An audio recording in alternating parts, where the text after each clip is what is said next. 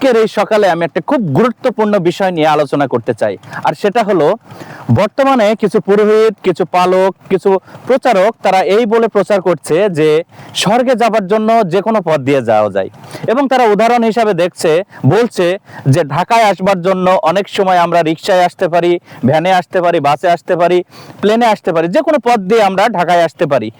এবং তারা এটা বোঝাতে চাচ্ছে যে স্বর্গে যাবার জন্য আমরা বিভিন্ন পথ দিয়ে আমরা যেতে পারি, বিভিন্ন বিশ্বাস দিয়ে আমরা যেতে পারি।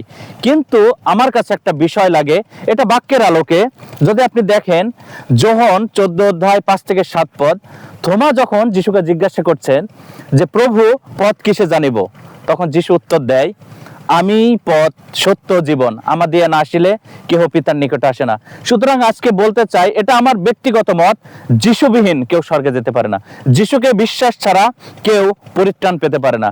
তাই আজকে সকালে বলতে চাই, যিশুকে ভালোবাসুন, যিশুকে বিশ্বাস করুন। যদি আপনি সত্যি স্বর্গে সেই ঈশ্বরের সাথে যোগ হতে চান, যিশুর মাধ্যমেই যেতে হবে। ধন্যবাদ।